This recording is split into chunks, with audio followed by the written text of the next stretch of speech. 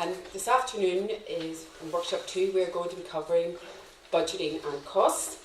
There will be a lot of detailed information here, so I will go as slowly as possible, and there will be a chance to ask questions at various points during the workshop. So what am I going to cover today? First slide here, an outline of the workshop. We're going to firstly look at budgeting, then simplified costs, which is new to these programmes. We're going to work through 2 very simple examples just to give you a feel for how the simplified costs will work in practice. We're then going to move on to eligible costs, match funding and other key considerations. What I will, emphasise at this point is that, I know Miriam did say this morning, these are generic workshops, so it's generic information that is relevant to both programmes. As I will mention a number of times during the workshop, that very specific information in relation particularly to costs will be given out at the call. So I will reference the call for applications, which will give more detailed information in relation to specifics around the programme.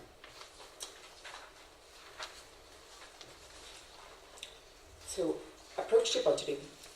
As will become a lot clearer through the workshop, with these programmes there is an increased emphasis on budgeting development from at the outset of the process.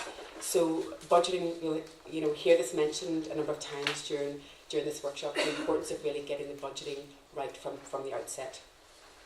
And really from this perspective of budgeting costs, really the main purpose is to reduce the verification burden at project stage, which I'm sure will be music to your ears. So it's really about trying to simplify the process at later stage. So a lot of work will be put in up front in terms of getting your budget right. So with that in mind, how should you approach budgeting? So your budget should be accurate and realistic in terms of costings and timings.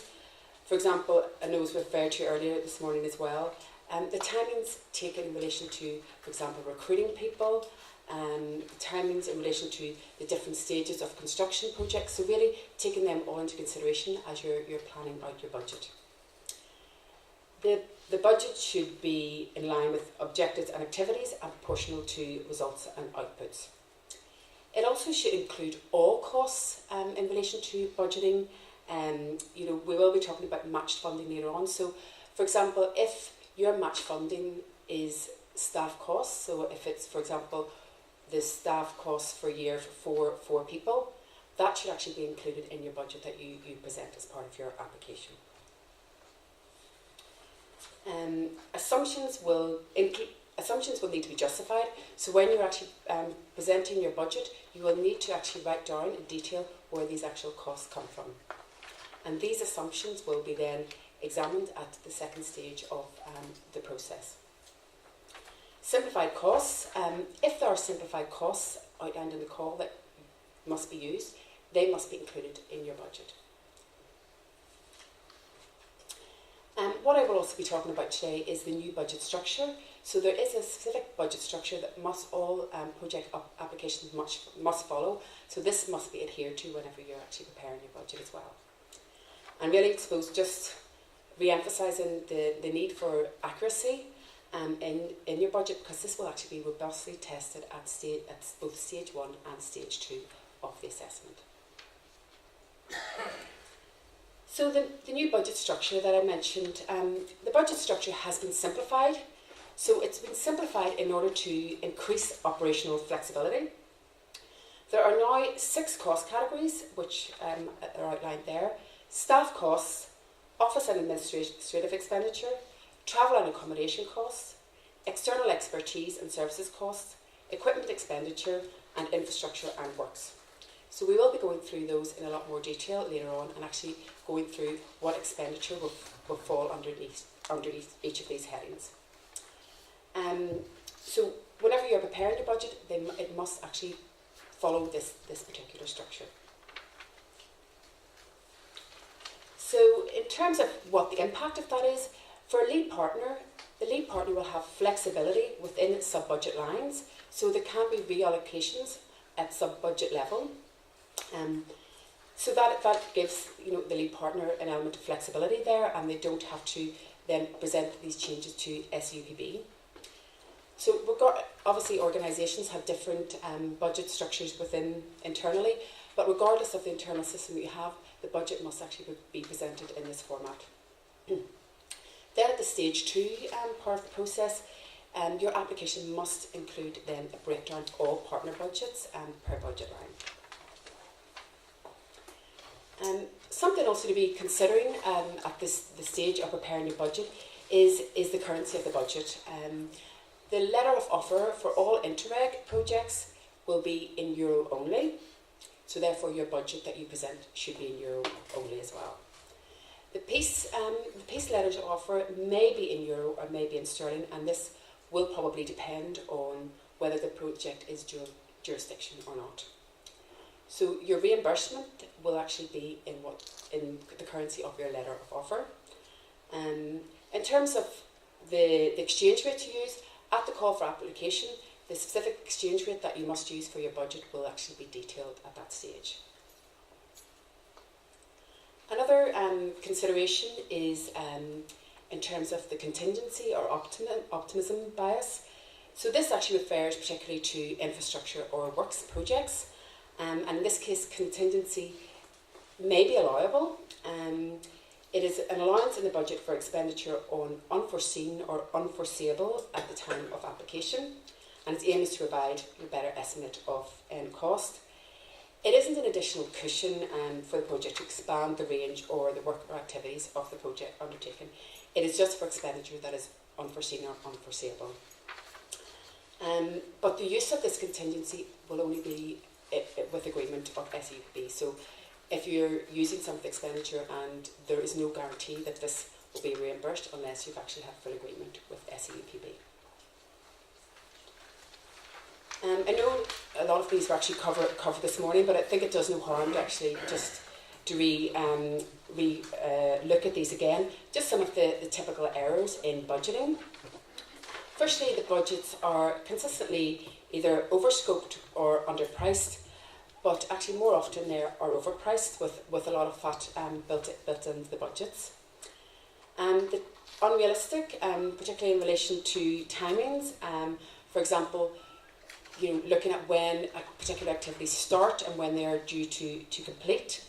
Really thinking about through the timings of how long it would take to develop a programme that is at a stage that it actually can be delivered. And maybe the time as well taken to procure certain services, and really thinking about planning out what actually the time would be taken to do that, and then factoring those timings into your budget. Based on wrong information or costs are incorrectly justified. So really, again, looking at what the costs are at this stage and actually getting the backup information, how did we arrive at these costs? So knowing what the costs are and getting a really good feel for accurate costs from the outset. And that these costs are correctly justified, so that you do have the background to how you actually arrived at these costs. So really then, feeding through to that, really the question is, can the budget be changed after application? Really the short answer to that is no, and you'll see that I've highlighted a few points there that it is minimal and by exception. So your budget should be as accurate as possible at the application stage, and that the budget that is submitted at stage 2 shouldn't differ very greatly from the budget that you will have submitted at stage 1. And then just following on from that, changes to allocations under each of the budget headings will be minimal and by exception, and transfers between partner budgets will be minimal and by exception. So very little, I suppose, flexibility there, not flexibility, but very little in terms of change. There should be, really emphasising it, should be as accurate as possible from the outset, and time should be taken to consider all the elements of the budget from the outset. And as we go through simplified costs later on, this again will become more clear. So, simplified costs. I will start, I suppose, by emphasising at this point that there is a lot, as Miriam has outlined as well, there's a lot of regulation around these programmes, and SEUPB is required to follow these regulations, and therefore, as project applicants, we are required to follow these rules as well. And just really want to say that, I suppose, in light of the first slide, which really this first slide really provides the, I suppose, the regulation around how costs will be reimbursed. So I'm just going to read out this slide so you can get a good understanding of the whole area of costs, eligible costs and simplified costs. So expenditure for the funded project can be reimbursed on the basis of either eligible costs actually incurred and paid, and where applicable, approved in-kind contributions and depreciation. Unpaid work in most instances will be ineligible unless specified otherwise in the call for applications, and or simplified costs. If public procurement is used, then simplified cost option is not relevant, and in this case the eligible costs will actually equal the costs actually incurred and paid as a result of the procurement. So that is actually the regulation around how costs will be reimbursed. So it's either expenditure for the funded project, that is actually costs actually incurred and paid, and or simplified costs, and it can be procurement costs as well, which are actually incurred and paid. So you will see there simplified costs, and that is actually what is new to the programme. So for the next few slides, I'm actually going to focus on what simplified costs are. So I will start by giving a number of slides that will describe how you calculate simplified costs, what they are, but then later on I will do a number of examples which will actually make it a lot clearer. So why are simplified costs being introduced? So the Commission has listened to the feedback and your challenges in relation to the verification process and all the paperwork that was required with the verification process, and also in relation to all the challenges around the eligibility of costs. So the idea of simplified costs is to simplify that whole process. So what simplified costs will provide is a clearer understanding of the rules and greater certainty regarding eligibility, much easier and faster for calculation and reporting of project costs, and less supporting documentation required for reimbursement. So it is to really make the whole process a lot simpler for everyone involved. And this will allow all projects to have an increased focus on the delivery of quality project outputs. So there's a lot more time and energy allowed for actually delivering the project. So how will it work? The EU regulations have identified a series of 3 simplified costs, which we'll be talking about in the next slide. And the call for applications will identify specific simplified costs that must be used in that call. Also, in some cases, the lead partner may propose additional simplified costs at project level. So in the main, the call for application will list simplified costs that must be used, but also at the same time, a lead partner can propose some simplified costs for their particular project. And in that, I suppose I really want to refer to the peace action plans. And I suppose, given the diverse nature of the activity in a peace action plan, the lead partner may wish to propose particular bespoke simplified costs for their plan. So these will actually need to be agreed with SEUPB at the assessment stage, so agreed in advance. And where do these costs come from? So there are 3 main sources of these costs. Firstly, a simplified cost can be a calculation based on statistical data or other objective information, historical evidence of cost, and an application of usual accounting practice. So this calculation must be fair, equitable and verifiable. The second source would be EU unit cost scales for similar projects and partnerships, or national unit cost scales for similar projects and partnerships. So those are the 3 main sources of the simplified costs that will be used. So, but the fourth point there, which I think is extremely important to mention, is that this whole calculation process will be subject to an independent audit opinion. So it is a very robust process in terms of defining these particular simplified costs that will be used. So the EU has identified 3 types of simplified costs. Flat rate, which many of you will be already familiar with, unit costs and lump sum. So firstly, flat rates. So flat rates will be based on a percentage of eligible direct costs, and for these particular programmes, eligible direct costs that are relevant are the staff costs. And in terms of usage, for all relevant projects for these programmes must use a specific flat rate for office and administrative expenditure. And this will be calculated at 15% of direct staff costs. So that's 15% of the direct staff costs will equal the office and administrative expenditure. So that is a flat rate that must be used for all projects. There's no justification or verification required, so that is just automatic that you will be reimbursed that 15%. So, for example, if your staff costs are €100,000, then the office and administrative expenditure would be 15% of this at €15,000. In a number of cases under the research and innovation theme of Interreg, the indirect costs shall be determined by applying a flat rate of 25% of the total direct eligible costs, excluding subcontracting costs. So this comes from the Horizon 2020 rules, which are the rules for the research and innovation. So that is actually at 25%. So that's one example of flat rates. There is the option of actually using other flat rates, and these will all be based on direct costs, i.e. staff costs, and these will be detailed on a call-by-call basis. Unit cost examples, unit costs. Generally, unit costs will be based on outputs. Some of the examples of typical unit costs that will be provided in the call for application may relate to cost per trainee, cost for patient or client, cost for beneficiary, cost for hour of research and development, cost for management plan. I think to best demonstrate and really to help your understanding of these unit costs, doing an example will make it clear how this will work in practice.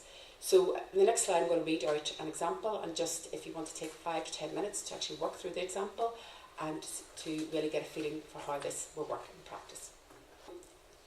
For example, SEUPB has opened a call for applications to provide training to older persons on the use of the internet. The call requires organisations to demonstrate how it can provide training at a cost of £160 per person, attending and completing the course. Based on historical data, your organisation has the capacity to provide 800 places per year. The activity is required to last for 12 months and begins in January 2016.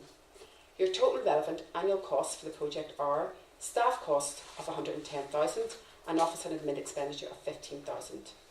So can you submit an application based on these costs? Really, the cost of the organisation is £110,000 plus £15,000, which is £125,000. The maximum eligible cost is 800 times 160, which is 128,000. So there's a £3,000 difference. So your organisation could do this for £3,000 less than what the call applications stated. So that's the difference. So I suppose what you need to think then is, what if you didn't actually achieve the 800 applicants? What would this mean for your organisation and how that would affect costs? So, yeah, so the process we go through is really costing out what it would cost to you, what the maximum amount that you'd be able to be reimbursed, and then what if you actually fall short in any way as well, what the impact would be for the organisation. So hopefully that gives you a good understanding of how it actually works in practice. And I know it's a very simple example, and there's a lot more. We have a lot more costs as an organisation to be working through, but that's really, I suppose, the process that you would go through to get to that stage. I'm going to give you another example just while you're on form at working these out. So it's very simple. Example again, very similar. The relevant costs are slightly different. So if you have a go at doing that.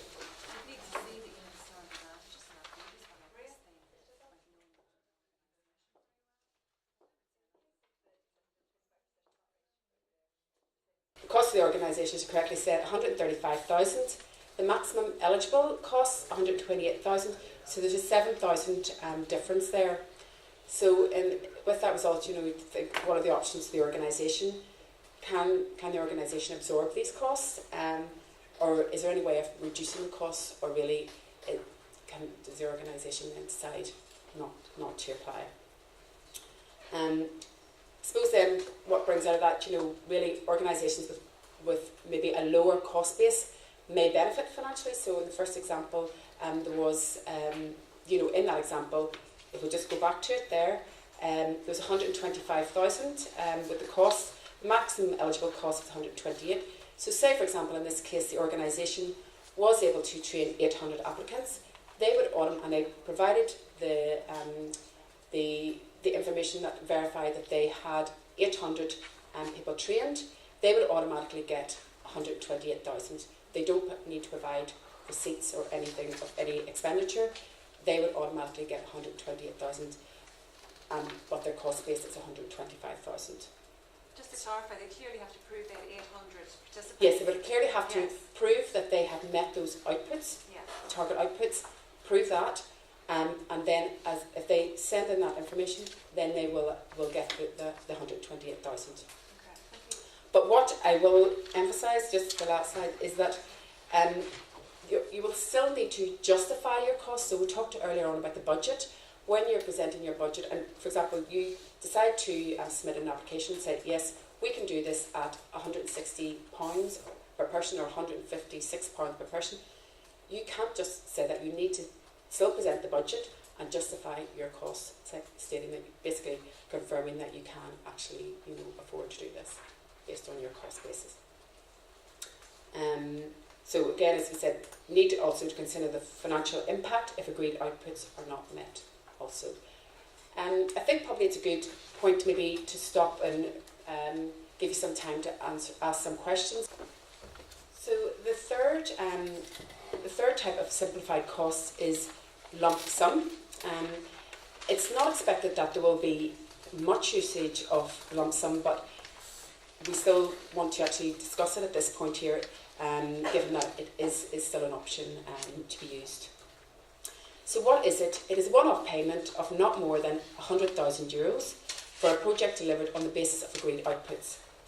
It will only be payable on full achievement of outputs, and as I said, it will probably be limited usage of this methodology. So again, just working through an example. In this case, it is paying the cost of a conference to explore how to reduce sectarianism and racism. So this again is a one-off event, and it is a value of less than 100,000. It will be delivered on the basis of these outputs, speakers from 3 countries, a minimum of 100 participants, and agreed evaluation plan as well. So the agreed rate for running this conference after rigorous assessment is £4,000, and the payment then is paid on delivery and verification in full of all those outputs that I have listed above. So there's no need for verification of any expenditure. Once there is proof that the outputs have been realised in full, then there will be a payment made. So, as I mentioned before, there will still be, when you're preparing your budget, you will still need to be able to justify all the costs that will go into that £4,000.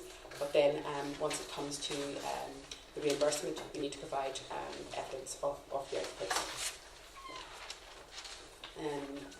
So, need to prove that activity for which grant support is awarded has taken place. But the defined outcome should be realistic, as if there's underperformance, and if some of those outputs have not been met, then there is actually no payment made at all. So there would be a zero payment.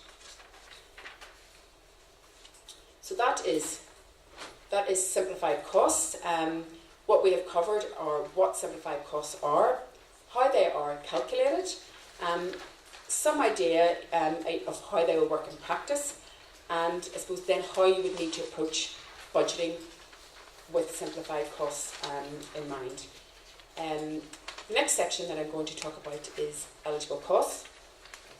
And again, I'm going to speak a bit about the regulations here, because I suppose it's important to really, I suppose, spend a bit of time talking about the regulation, because The eligible costs all derive directly from the regulations.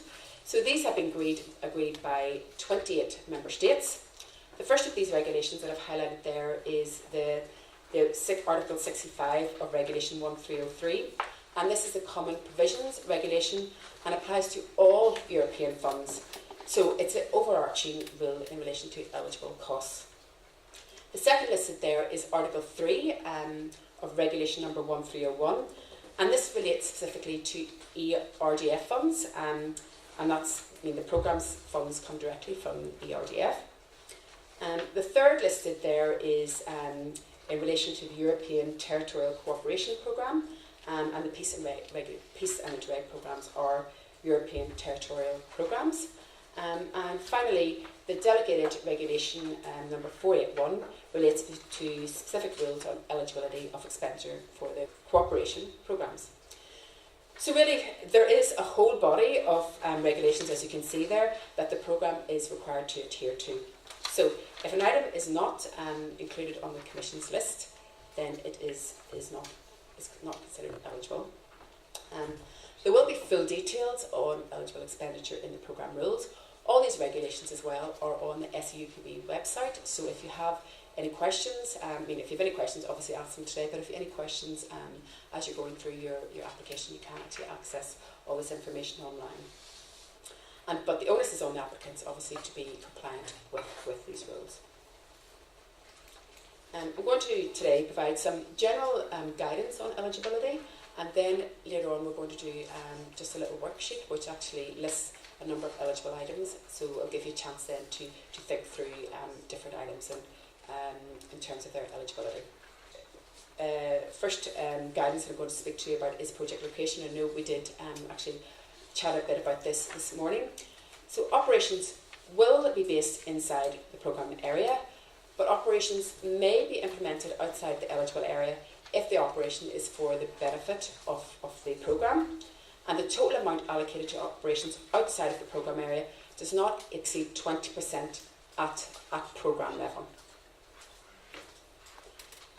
Timing, so expenditure should have incurred and been paid between the 1st of January 2014 to 31st of December 2023. So completed projects before application are ineligible. Expenditure incurred prior to receiving approval is on an at-risk basis. It is possible that it will be eligible, for example, in relation to business plans and business cases, but there's no guarantee that these expenses will be automatically granted. So it will be considered on a case-by-case basis. As I mentioned earlier, there are 6 cost categories, and you will have, as part of your pack, being given out this regulation. So what I'm going to do is go through, just over the next number of slides, go through each of these cost categories to give you a good idea of what actually will fall under these different cost categories. So firstly, staff costs. So what actually do staff costs, what are they made up? They are actually the gross salaries, so that included taxes and social security, including your pensions. There is detail within that Article 3 in relation to how to actually calculate staff costs, particularly when you're looking at staff costs on part-time assignments, and if the project is only part of their work. The second cost category is office and administrative expenditure, and that is under Article 4, and that will include office rent, insurance, utilities, office supplies, general accounting, maintenance, cleaning and repairs, security, IT systems, communications and bank charges for opening an account. So those are actually the costs that will fall under that 15% flat rate that we talked about earlier. Travel and accommodation costs, which is in Article 5. So travel costs including tickets, travel and car insurance, fuel, car mileage, cost of meals, accommodation costs, visa costs, and also include daily allowances for those. Article 6 then lists all the costs in relation to external expertise and services costs. Now there is quite a long list there, so I've just put a number of them up on the slide. Studies or surveys, training, translations, IT systems and website development, modification updates, promotions, communication and publicity, financial management, services related to the organisation of events or meetings, consultancy services and audit costs. They're just some of what's included on that list. Then Article 7, equipment expenditure. So that will include items such as office equipment, furniture and fittings, IT hardware and software, lab equipment, machines and instruments, tools or devices, and vehicles. Also, I just want to talk about the sixth cost category there, which is infrastructure and works. And that will include, for example, land purchase and construction costs. These costs will need to be approved by the programme. No other EU funds kind of contributed towards funding these same expenditure items, and all costs are subject to the applicable procurement rules as well. So that is the six cost categories just detailed there. I mean, you can reference that regulation, and obviously all of those will all be included in the programme rules as well. The next consideration in relation to eligibility for expenditure I'm going to talk about is for revenue generating projects. So if a project is generating revenue, then the funding requested will be reduced accordingly.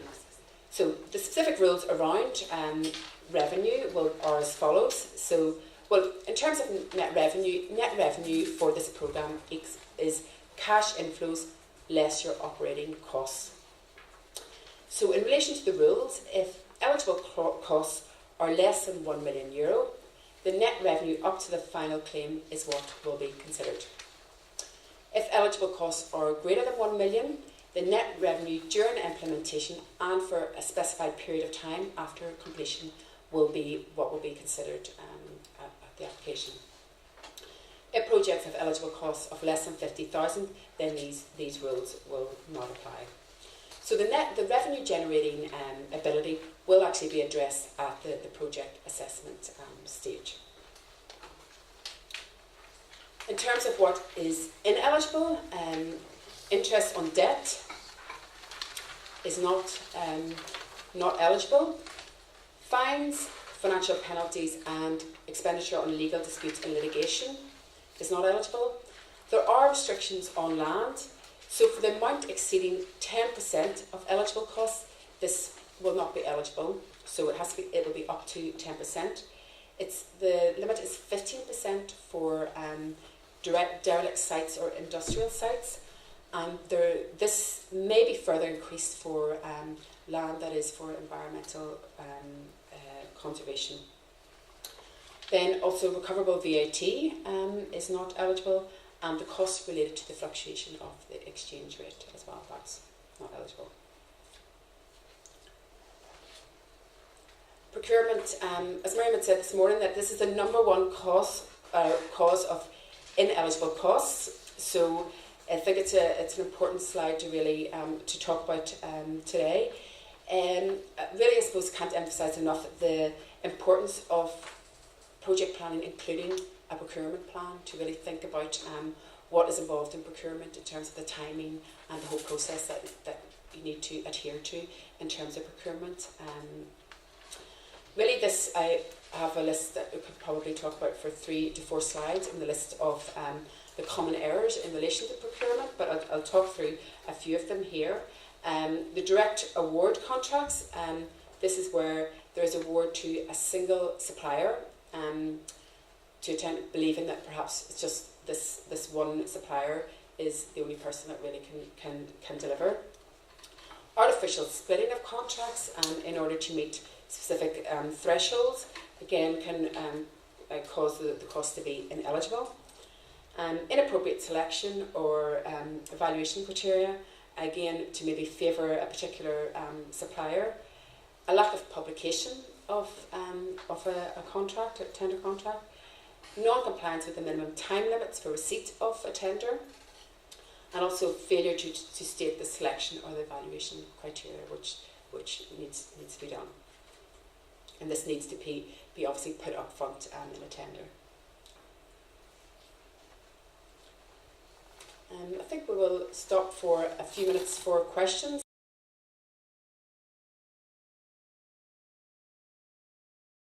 So match funding, the call for applications will provide details of the level of match funding required for your project.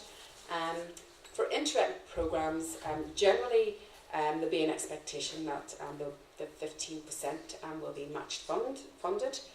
For peace projects, as I mentioned earlier, it is expected that the 15% will come from central governments. And again, this obviously will be detailed in the call. So where does match funding come from? The match funding can come from a range of non-EU sources, including central government, local government, other public or private sources. They can take the form of cash or contributions in kind. So next slide is all about the contributions in kind. Obviously it's easier for all round if match funding is cash contributed because it's easier for valuation purposes obviously. But unpaid work, as I mentioned in a few slides earlier, in most instances will be ineligible.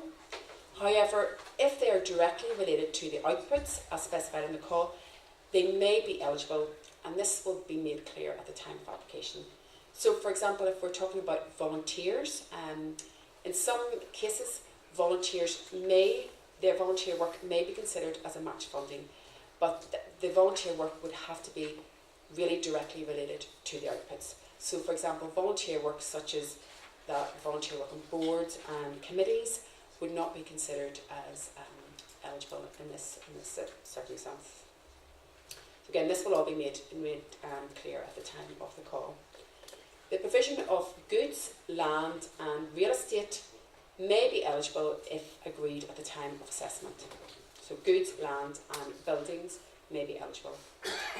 And important to note there that all contributions will be subject to the same verification process as real costs. So they would need to be valued, all of them would be professionally valued. Just, I suppose, some questions in relation to match funding.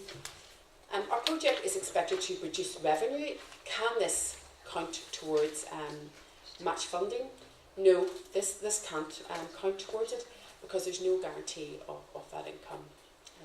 The grant aid will, as I mentioned earlier, will be adjusted downward if it's expected to produce revenue, but match funding would still be required. Do all partners have to provide match funding? No, as long as the overall match funding is at least 15% of the overall project costs. And needs to clearly state in your application which partner is providing the match funding. How does match funding impact on reimbursement of expenses?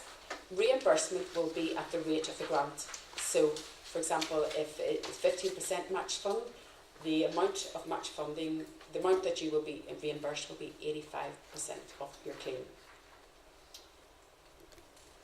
So that is match funding. The next couple of slides relate to state aid.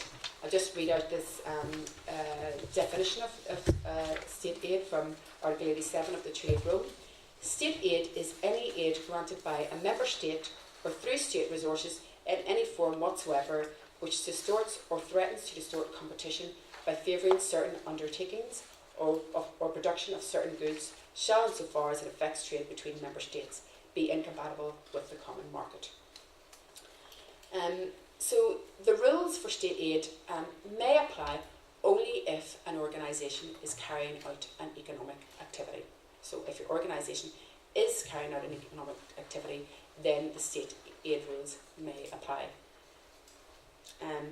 SEUPB, during the assessment process, will determine if the project is complied with all the necessary requirements concerning state aid, but also we believe that there's more of a likelihood for state aid to exist in projects under Priority Access 1 of Interreg Research and Innovation. And if the state aid is identified within a project, this could result in a reduced level of funding awarded. But as I mentioned earlier, really it's for organisations that are carrying out an activity, an economic activity, and it's probably more likely to exist under Priority Access 1 of Interreg. But SEUPB will be looking at this during the assessment process. A key consideration is in relation to the financial capacity of the organisation. Lead partners must have sufficient financial capacity to coordinate the project, as just discussed a few moments. Obviously, a few moments ago about the foreign exchange risk there. So really, lead partners really need to think carefully through the financial capacity to undertake a project, and particularly, I suppose, the project, proposed project must be an appropriate fit with the scale and the remit of an organisation. So a small organisation perhaps applying for a very big grant, really need to think, do we have, as well as I suppose the other considerations that Miriam talked about this morning, like thinking through the financial risks of a small organisation taking on an extremely large project financially, if it's quite a big grant, and the financial risks that would accompany that.